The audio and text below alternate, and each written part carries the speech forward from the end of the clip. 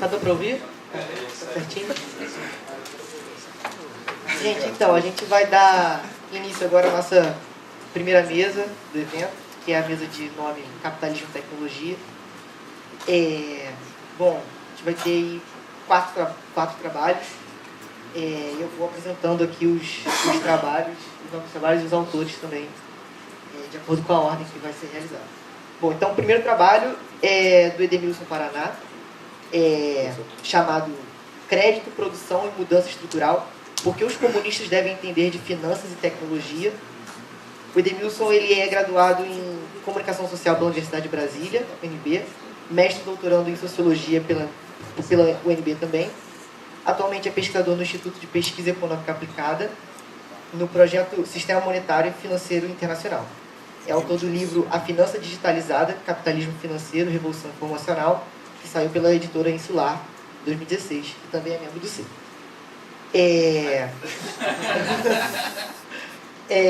Bom, o segundo trabalho é do Joelton Nascimento, da Silvia Ramos Bezerra, chamado A Passagem. O Joelton é doutor em Sociologia pela Unicamp, servidor municipal e membro do SEI, e a Silvia é jornalista, doutora em Ciências da Comunicação pela USP, servidora pública e membro do SEI também.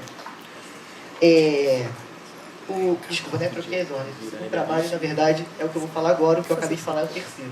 Então, vamos lá. O segundo trabalho é do Pedro Henrique Brandão Marques, que se chama A Ciência e Tecnologia como Campo de Disputa. O Pedro ele é aluno de Engenharia de Materiais da UFRJ, diretor-geral da Confraria Acadêmica da Engenharia Metalúrgica e de Materiais da UFRJ, militante das Brigadas Populares e participou da fundação do coletivo Força Motriz de Engenharia Popular.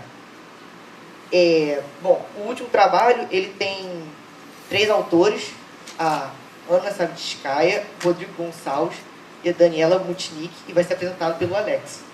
Bom, a Ana, ela fez o primeiro e segundo grau na União Soviética, em Kiev, onde também obteve o diploma de filóloga e tradutora na Universidade Estatal. Ela é professora de línguas e membro do SEI também. Bom, só um minutinho aqui. Bom, teve um certo problema aqui, mas aqui. A Daniela era graduada em Design pelo Centro Universitário de Belas Artes, trabalha com design de interiores. E o Rodrigo, por acaso, não está aqui. Bom, enfim. O Rodrigo, se não me engano, ele tem doutorado em Filosofia pela USP. Bom, e é psicanalista também, membro do C.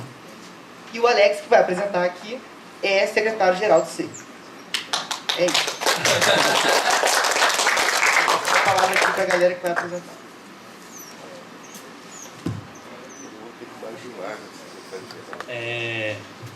Gente, bom dia a todos e a todas vocês. É um prazer enorme estar aqui com o pessoal da mesa, com todo mundo do coletivo. Agradeço enormemente o convite mais uma vez e todo o esforço para viabilizar a possibilidade de a gente estar aqui. Então, obrigado a todos vocês, especialmente aí a toda a atenção do Gabriel, enfim,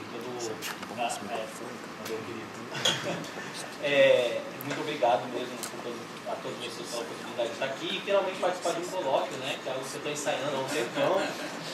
O último Arte e a Hipótese Comunista, eu estava empolgadão para falar de Brasília e hipótese comunista, fiquei com essa questão até hoje na minha cabeça, é bem mais importante do que eu vou falar aqui agora, mas infelizmente não tive o privilégio de poder participar da última vez, então estou muito feliz de finalmente poder participar agora. Obrigado novamente pela oportunidade. Ontem, alguns de vocês acompanharam, nem todo mundo, eu falei sobre complexidade e incerteza, a finança no e contra o espaço-tempo. E disse à ocasião que parte do que eu ia dizer ontem tinha a ver com o que eu diria ontem, e antecipei muito brevemente a primeira parte do título, né? Por que complexidade, por que incerteza e por que endereçar dessa maneira a minha apresentação ontem. Eu disse que essa dita complexidade e essa dita incerteza se deviam fundamentalmente não apenas à aceleração que eu estava descrevendo como característica da finança digitalizada, né, o processo de compressão dos fluxos de espaço-tempo, mas sobretudo, como eu disse ontem, a plasticidade da reconfiguração do circuito de capital frente ao papel do crédito, por um lado, e do desenvolvimento tecnológico, ou melhor, da aplicação tecnológica da ciência do outro, como fontes, ao mesmo tempo, de expansão e de crise do modo de produção capitalista, frente aos seus limites autoimpostos por esse desenvolvimento, pelo seu desenvolvimento, nomeadamente a redução do trabalho como uma base ínfima, como diz o próprio Marx, a sobreacumulação, a tendência da queda da taxa de lucro, mas outros problemas sociais, como pobreza, desigualdade, a possibilidade de tantos outros limites que estão colocados à acumulação de capital. Disse naquele momento que esse não era o objetivo da discussão, mas que era o que estava iluminando a discussão de ontem, e que eu faria finalmente evidenciar no dia seguinte, no caso hoje, o que eu queria dizer com essa breve explicação sobre a dimensão de complexidade e incerteza no interior da minha descrição da finança de ontem.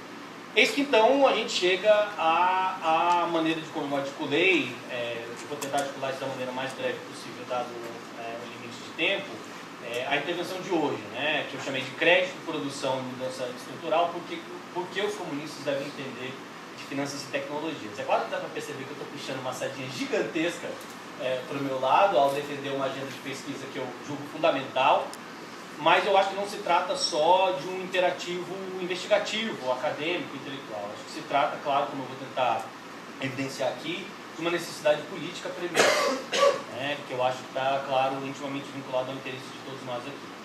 Eu, para a sorte de vocês, preparei algo mais sintético, então eu vou ler por conta da limitação do tempo para tentar ser o mais objetivo possível no conteúdo, né?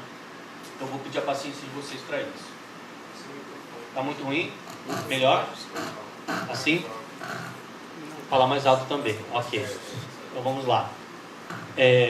Uma das minhas passagens preferidas ao longo de todo o trabalho do Marx, e nesse caso também do Engels, é um trecho do Manifesto do Partido Comunista, inclusive está na epígrafe da minha tese, que diz o seguinte: a burguesia não pode existir sem revolucionar incessantemente os instrumentos de produção, por conseguinte, as relações de produção, e com isso, todas as relações sociais.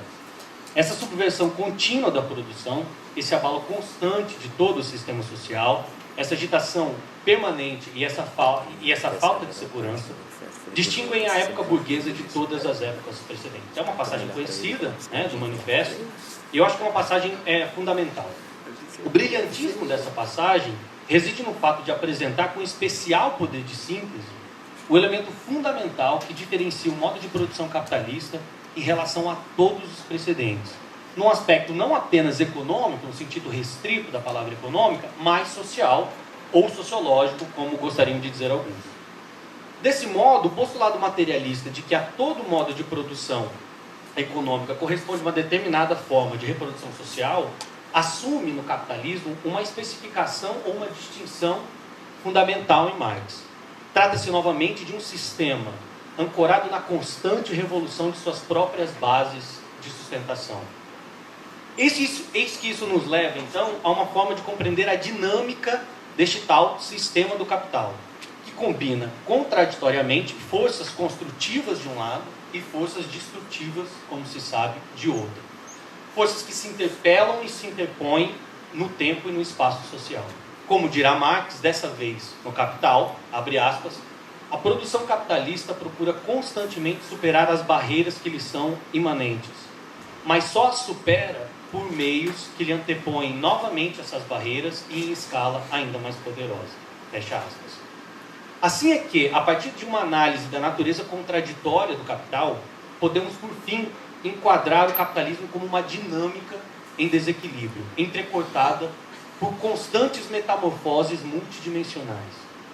Ora, no que toca a nossa hipótese comunista, não será difícil concluirmos, então, que tal compreensão do capitalismo como sistema dinâmico, complexo, entrecortado pela incerteza, desafia diretamente o projeto socialista a transformar-se também, dinamicamente, em resposta a tais metamorfoses do capitalismo.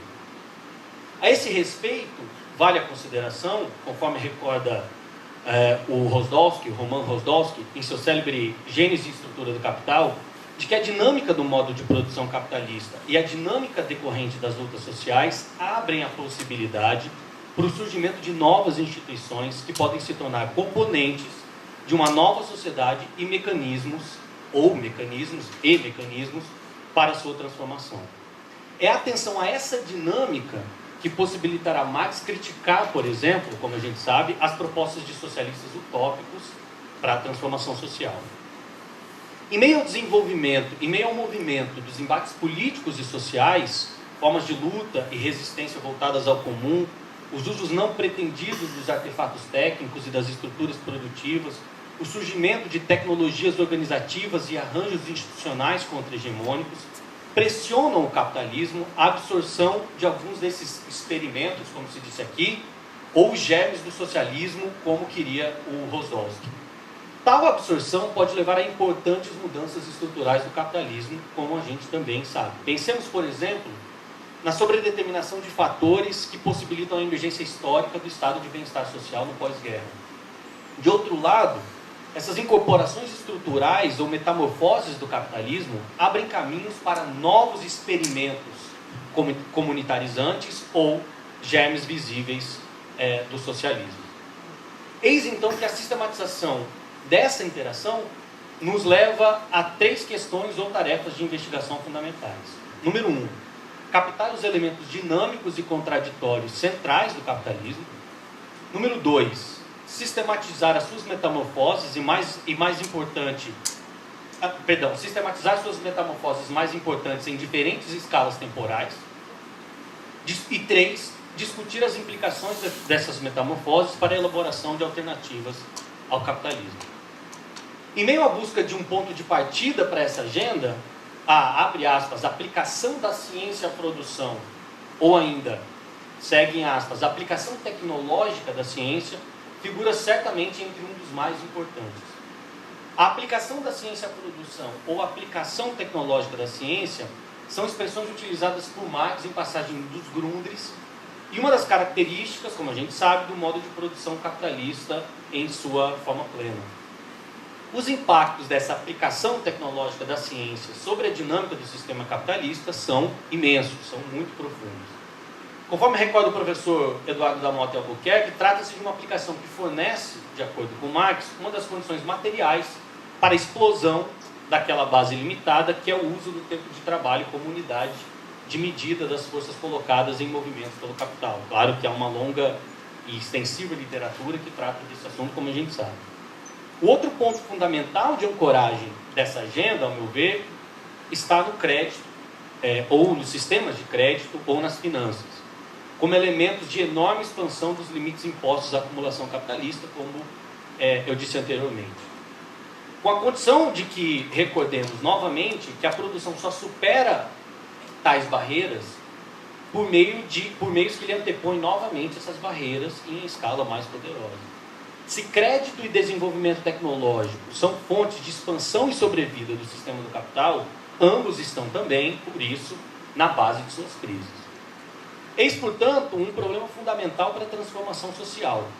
A plasticidade da reconfiguração dos circuitos de capital frente ao papel do crédito, de um lado, e do desenvolvimento tecnológico, ou melhor, da aplicação tecnológica da ciência, de outro, como fontes, a um só tempo, de expansão e crise do modo de produção capitalista, frente aos limites autoimpostos pelo seu desenvolvimento, aqueles limites que eu mencionei no início da apresentação. Entender o papel contraditório do crédito e do desenvolvimento tecnológico como fontes de expansão e crise, bem como em outra via de contribuição de tais desenvolvimentos para a transição para uma nova sociedade, tem muito a contribuir para a leitura de questões contemporâneas as mais diversas. Numa agenda de pesquisa que poderia articular, por exemplo, as relações entre finanças e inovação, a natureza das crises econômicas e da última grande crise econômica em particular, do subdesenvolvimento nos países periféricos, bem como, claro, a própria discussão sobre as alternativas ao capitalismo. Pensemos, para citar um caso auto-evidente, da relação entre ciência e crédito, entre tecnologia e finanças nos Estados Unidos. O exemplo clássico do desenvolvimento capitalista e científico desde o século XIX. Das ferrovias do meio-oeste às moderníssimas startups do Vale do Silício, eis aí um fio condutor elementar. A aplicação tecnológica da ciência está diretamente relacionada à constituição de um sistema financeiro denso e profundo e, mais importante, de um processo de imensa centralização e concentração de capital.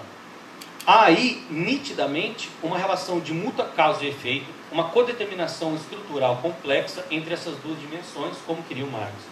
A expansão do crédito e das finanças e da aplicação tecnológica da ciência concedem flexibilidade adaptativa e evolutiva ao sistema frente à tendência de explosão da sua base miserável em trabalho. Contrarrestando, para citar um outro exemplo importantíssimo, a tendência da queda da taxa geral de lucro. É basicamente em torno dessa articulação, por isso, que eu pesquisei primeiro, o que eu chamei de finança digitalizada, a relação entre o desenvolvimento das tecnologias da informação e da comunicação e o processo de financiarização da economia mundial, e mais particularmente como isso se expressa no Brasil em comparação com mercados centrais, a digitalização do dinheiro e as inovações financeiras como o Bitcoin, e mais recentemente as consequências sociais do processo de automação da produção. Em meio ao desenho desse quadro estrutural, um antídoto às tentações tecnófobas de um lado, ou tecnófilas de outros, como a gente, enfim, discutiu brevemente outro, reside, como se disse, na necessária atenção aos aspectos contraditórios, incipientes e experimentais de novas formas de articulação contra-hegemônica. Na chave, por exemplo, da readequação sociotécnica e política dos mecanismos de financiamento e do aparato técnico-científico capitalista. Tais gêmeos do socialismo, lembremos, não são apenas resíduos da dinâmica do capital. Não são uma parte externa a ele, mas parte integrante dos seus próprios mecanismos adaptativos, fontes de estresse do sistema que catalisam a operacionalização das suas metamorfoses. É evidente que o surgimento de elementos de uma transição possível para uma nova sociedade naturalmente não implica que esse processo venha a se completar, venha a se efetivar. Passada que é pela imprevisibilidade das lutas e desenvolvimentos políticos, trata-se, vale repetir mais uma vez, de uma história em aberto, de um desenvolvimento que não pode ser previsto no seu ponto de chegada, obviamente. Com Rosa Luxemburgo, trata-se uma vez mais de lembrarmos que a barbárie está sempre à esquina como opção ou ameaça.